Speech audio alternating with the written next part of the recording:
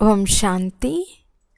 ఈరోజు మురళి డేట్ 20 ఫిబ్రవరి 2025. బాబా చెప్తున్నారు, మధురమైన పిల్లలు, ఇప్పుడు వికారాలను దానమిస్తే గ్రహణం తొలగిపోతుంది. ఈ తమోప్రధాన ప్రపంచం సతోప్రధానంగా అవుతుంది. ఈరోజు ప్రశ్న: పిల్లలైన మీరు ఏ విషయంలో ఎప్పుడూ విసిగిపోరాదు? జవాబు: మీకు మీ జీవితంపై ఎప్పుడు విసుగు కలగరాదు. ఎందుకంటే ఇది వజ్ర సమానమైన జన్మగా మహిమ చేయబడింది. దీన్ని బాగా కాపాడుకోవాలి కూడా. ఆరోగ్యంగా ఉంటే జ్ఞానం వింటూ ఉండగలరు. ఇక్కడ ఎన్ని రోజులు జీవించి ఉంటారో అన్ని రోజులు సంపాదన జరుగుతూ ఉంటుంది. లెక్కాచారాలు సమాప్తమవుతూ ఉంటాయి. పాట: ఓం నమః శివాయ. ఓం శాంతి. నేడు గురువారం. పిల్లలైన మీరు సద్గురువారమని అంటారు. ఎందుకంటే బాబా సద్గురువు, సత్యుగాన్ని స్థాపన చేసేవారే కాక సత్యమైన నారాయణుని కథను కూడా ప్రాక్టికల్గా వినిపిస్తారు.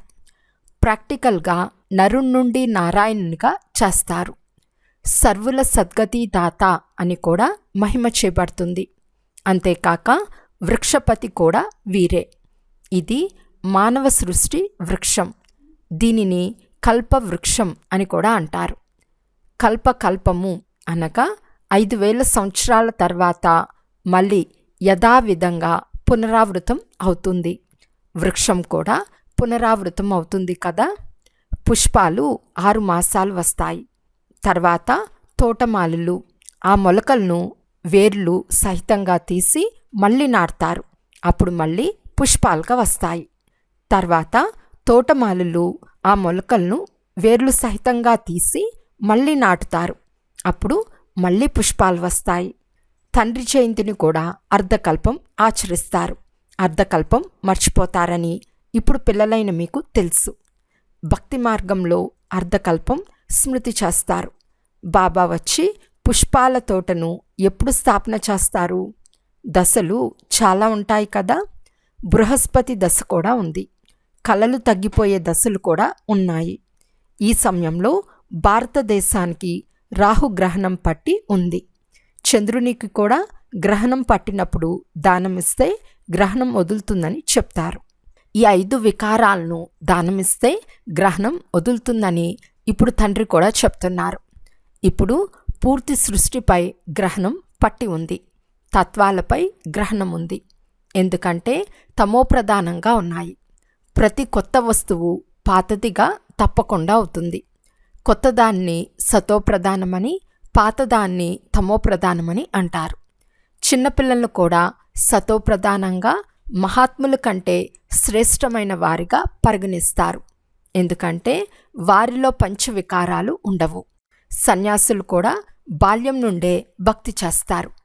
రామతీర్థుడు ఒకప్పుడు కృష్ణుని పూజారి. సన్యాసం తీసుకుంటూనే పూజ ఆగిపోయింది.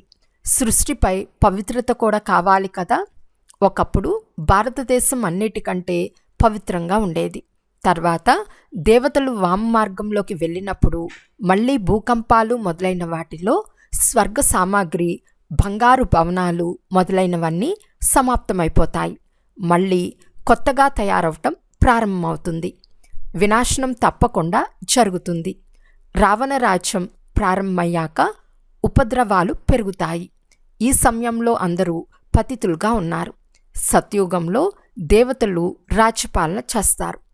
దేవతలకు అసురులకు మధ్య యుద్ధాన్ని చూపించారు. కానీ దేవతలు సత్యుగంలోనే ఉంటారు. అక్కడ యుద్ధం ఎలా జరుగుతుంది? సంగం యుగంలో దేవతలుండరు. మీ పేరే పాండవులు. వాస్తవానికి పాండవులకు కౌరవులకు మధ్య యుద్ధం జరగదు. ఇవన్నీ అసత్యాలు. ఇది ఎంత పెద్ద వృక్షం! ఇందులో ఆకులు లెక్కలేనన్ని ఉన్నాయి. వాటిని లెక్కించటం ఎవ్వరికీ సాధ్యం కాదు. సంగం యుగంలో దేవతలుండరు. తండ్రి కూర్చుని ఆత్మలకు వినిపిస్తున్నారు. ఆత్మయే వింటూ తల ఊపుతుంది. మేము ఆత్మలము, బాబా మమ్మల్ని చదివిస్తున్నారని పక్కా చేసుకోవాలి. తండ్రి మనల్ని పతితుల నుండి పావనంగా చేస్తారు. ఆత్మలోనే కదా మంచి లేక చెడు సంస్కారాలు ఉండేది. నన్ను బాబా చదివిస్తున్నారని ఆత్మ తన అవయవాల ద్వారా చెప్తుంది. మీకు చెప్పేందుకు నాకు కూడా అవయవాలు కావాలని తండ్రి అంటున్నారు. బాబా ప్రతి 5000 సంవత్సరాల తర్వాత మనకు జ్ఞానాన్ని వినిపించేందుకు వస్తారు. మీరు సన్ముఖంలో కూర్చుని ఉన్నారు కదా. మహిమ మధువనానికే ఉంది. ఆత్మల తండ్రి వారే కదా.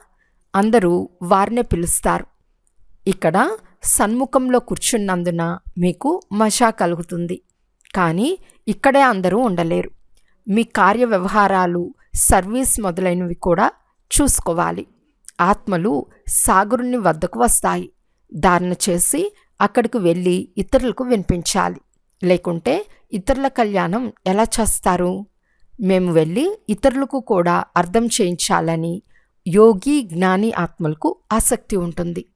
ఇప్పుడు శివ జయంతిని ఆచరిస్తారు. భగవాను వాచ, భగవాను వాచ అని కృష్ణుణ్ణి అనేందుకు వీలు లేదు.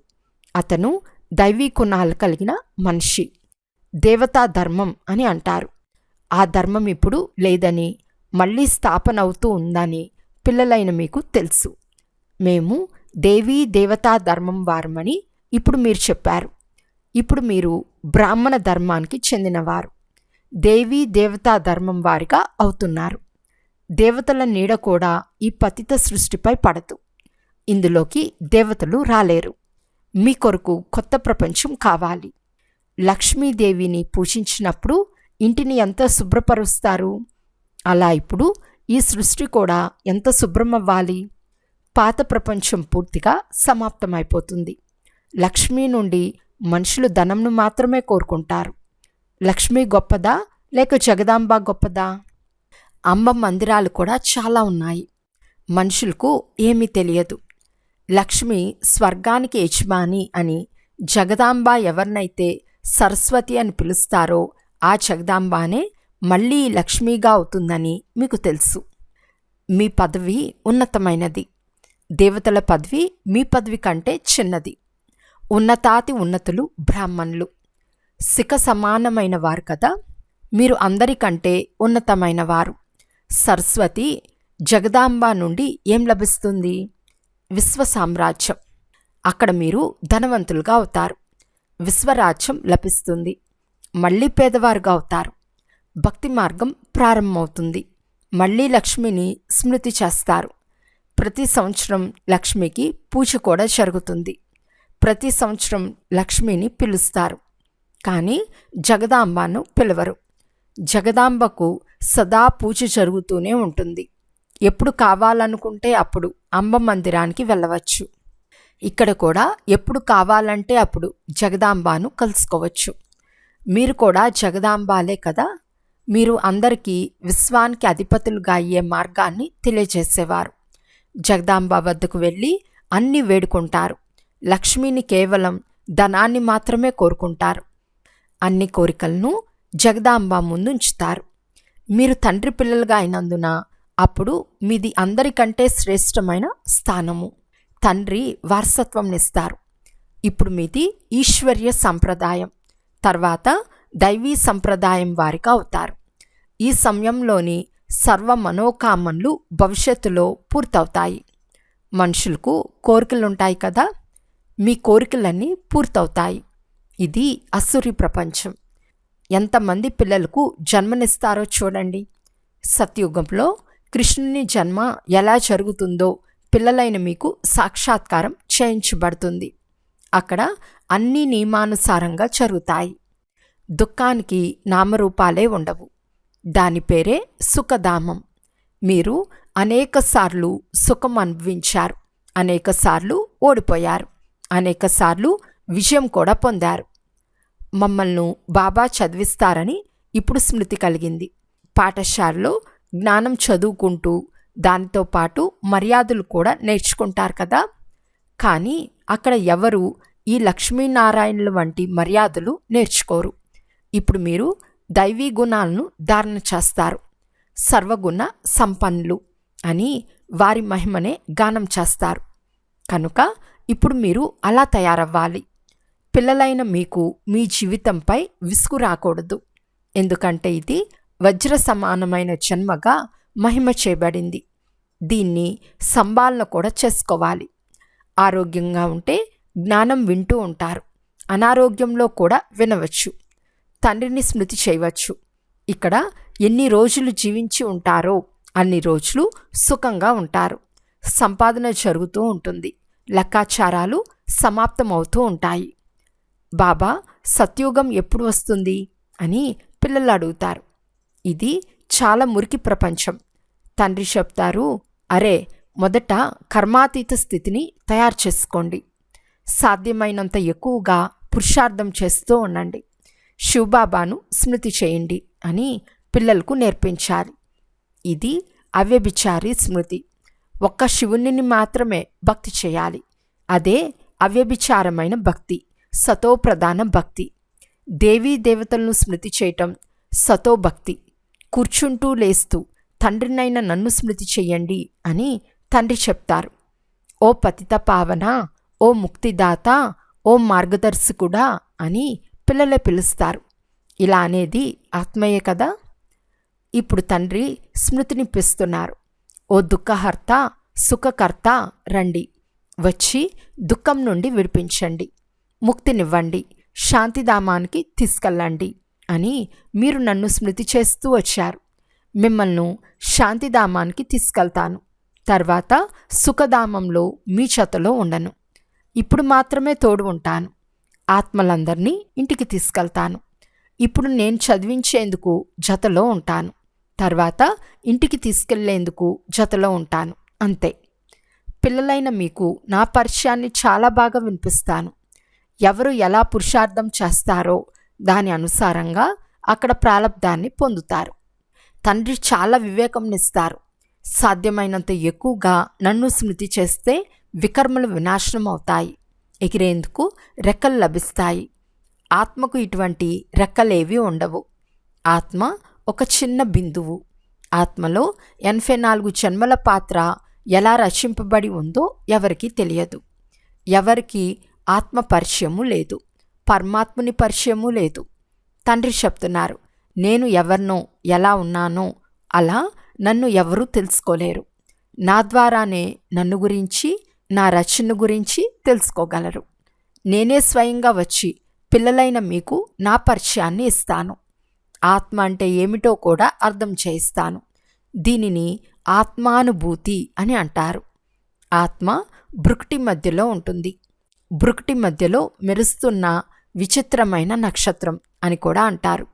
కానీ ఆత్మ ఎలాంటి వస్తువో ఎవరికీ తెలియదు. ఆత్మ సాక్షాత్కారం కలగాలని ఎవరినైనా అన్నప్పుడు వారికి అర్థం చేయించండి. ఆత్మ సాక్షాత్కారం కలగాలి అని ఎవరైనా అన్నప్పుడు వారికి అర్థం చేయించండి. భృకుటి మధ్యలో నక్షత్రం ఉందని మీరంటారు. నక్షత్రాన్ని ఏం చూస్తారు? నక్షత్రపు తిలకమునే పెడతారు. చంద్రునిలో కూడా నక్షత్రాన్ని చూపిస్తారు. వాస్తవానికి ఆత్మ ఒక నక్షత్రం. ఇప్పుడు తండ్రి అర్థం చేయించారు, మీరు జ్ఞాన నక్షత్రాలు. ఇకపోతే ఆ సూర్యుడు, చంద్రుడు, నక్షత్రాలన్నీ నాటక రంగానికి ప్రకాశాన్ని ఇచ్చేవి. అవి దేవతలు కావు. భక్తి మార్గంలో సూర్యునికి కూడా నీటిని అర్పిస్తారు. భక్తి మార్గంలో ఈ బాబా కూడా అన్నీ చేసేవారు. సూర్యదేవతాయ నమః, చంద్రదేవతాయ నమః అని చెప్పి ఆరాధించేవారు. ఇదంతా భక్తి మార్గము. ఇతను చాలా భక్తి చేశాడు. నెంబర్ 1 పూజనిగా ఉండేవాడు. మళ్ళీ నెంబర్ 1 పూజారిగా అయ్యాడు. నంబర్ లెక్క పెడతారు కదా. ఇప్పుడు తండ్రి చెప్తారు, చిన్న పెద్ద అందరిది వానప్రస్థ స్థితియే. ఇప్పుడు నేను అందరినీ తీసుకెళ్తాను. మళ్ళీ ఇక్కడకు రానే రారు. ఇకపోతే శాస్త్రాల్లో ఏదైతే చూపిస్తారో ప్రళయం జరిగింది, జలమయమైపోయింది, మళ్ళీ రావి ఆకుపై కృష్ణుడు వచ్చాడు, తండ్రి అర్థం చేయిస్తున్నారు. సాగరం యొక్క విషయం ఏదీ లేదు. అక్కడ గర్భమహలు ఉంటుంది. అందులో పిల్లలు చాలా సుఖంగా ఉంటారు. ఇక్కడ గర్భచేయులు అని అంటారు. పాపాలకు శిక్ష గర్భంలోనే లభిస్తుంది. అయినా కూడా మన్మనాభవ, నన్ను స్మృతి చేయండి అని తండ్రి చెప్తారు. మెట్ల చిత్రంలో వేరే ధర్మాలను ఎందుకు చూపించలేదని ప్రదర్శనలో ఎవరైనా ప్రశ్నిస్తారు. ఇతరులకు 84 జన్మలు లేనేలేవు అని వారికి చెప్పండి. అన్ని ధర్మాలు వృక్షంలో చూపించారు. దాని ద్వారా నేను ఎన్ని జన్మలు తీసుకుని ఉంటానని మీరు మీ లెక్క తీయండి అని చెప్పండి. మనము వారికి 84 జన్మల సీడీ చిత్రాన్ని చూపించాలి. మిగిలినవన్నీ చక్రంలో, వృక్షంలో చూపించారు. వీటిలో అన్ని విషయాలను అర్థం చేయించారు. ప్రపంచ పటం చూసినప్పుడు లండన్ ఎక్కడుందో, ఫలానా పట్నం ఎక్కడుందో బుద్ధిలోకి వస్తుంది కదా. తండ్రి ఎంతో సహజం చేసి అర్థం చేయిస్తారు. 84 జన్మల చక్రం ఇలా తిరుగుతుంది అని అందరికీ తెలియచేయండి. ఇప్పుడు తమోప్రధానం నుండి సతోప్రధానంగా అవ్వాలి. కనుక బేహద్దు తండ్రిని స్మృతి చేయండి. మీరు పావనంగా అవుతారు. పావనంగా అయి పావన ప్రపంచంలోకి వెళ్ళిపోతారు. కష్టపడే విషయం ఏదీ లేదు. ఎంత సమయం లభిస్తుందో అంత తండ్రిని స్మృతి చేస్తూ ఉంటే పక్కా అలవాటు అవుతుంది. తండ్రి స్మృతిలో మీరు ఢిల్లీ వరకు నడిచి వెళ్ళినా అలసట కలగదు. సత్యమైన స్మృతి ఉన్నట్లయితే దేహభావన తొలగిపోతుంది. తర్వాత అలసట కలగదు. చివర్లో వచ్చేవారు స్మృతిలో ఇంకా తీక్షణంగా వెళ్తారు. అచ్చా, మధురాతి మధురమైన అపురూపమైన పిల్లలకు మాతాపిత బాప్దాదాల ప్రియ స్మృతులు మరియు గుడ్ మార్నింగ్. ఆత్మిక పిల్లలకు ఆత్మిక తండ్రి నమస్తే. ఆత్మిక తండ్రికి ఆత్మిక పిల్లల యొక్క ప్రియ స్మృతులు మరియు నమస్తే నమస్తే నమస్తే. ధారణ కొరకు ముఖ్య సారము. ఫస్ట్ పాయింట్, ఒక్క తండ్రి అవ్యభిచారి స్మృతిలో ఉండి దేహభావంను సమాప్తం చేయాలి. మీ కర్మాతీత స్థితిని తయారు చేసుకునే పురుషార్థం చేయాలి. ఈ శరీరంలో ఉంటూ అవినాశీ సంపాదనను జమ చేసుకోవాలి. సెకండ్ పాయింట్, జ్ఞానయుక్త ఆత్మలుగా అయ్యి ఇతరులకు సేవ చేయాలి. తండ్రి నుండి ఏం విన్నారో దాన్ని ధారణ చేసి ఇతరులకు వినిపించాలి. 5 వికారాలను దానమిచ్చి రాహుగ్రహణం నుండి ముక్తులుగా అవ్వాలి. ఈరోజు వరదానము. ఏకమతము మరియు ఏకరస అవస్థ ద్వారా ధర్నీని ఫలదాయకం చేసే ధైర్యశాలి భవ.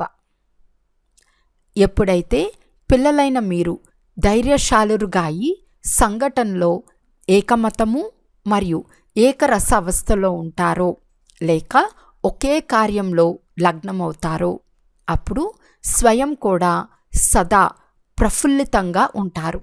అంతేకాక ధర్నిని కూడా ఫలదాయకంగా చేస్తారు. ఎలాగైతే ఈ రోజుల్లో సైన్స్ ద్వారా ఇప్పటికిప్పుడు బీజం వేస్తూనే ఇప్పటికిప్పుడే ఫలం లభిస్తుందో అలా సైలెన్స్ బలంతో సహజంగా మరియు తీవ్ర వేగంతో ప్రత్యక్షతను చూస్తారు. ఎప్పుడైతే స్వయం నిర్విఘ్నంగా ఒక్క తండ్రి యొక్క లగ్నంలో మగ్నంగా ఏకమతము మరియు ఏకరసంగా ఉంటారో అప్పుడు ఇతర ఆత్మలు కూడా స్వతహాగా సహయోగులుగా అవుతారు. ధర్ని ఫలదాయకంగా అయిపోతుంది. స్లోగన్: ఎవరైతే అభిమానాన్ని గౌరవంగా భావిస్తారో వారు నిర్మాణంగా ఉండలేరు. అచ్చా, ఓం శాంతి.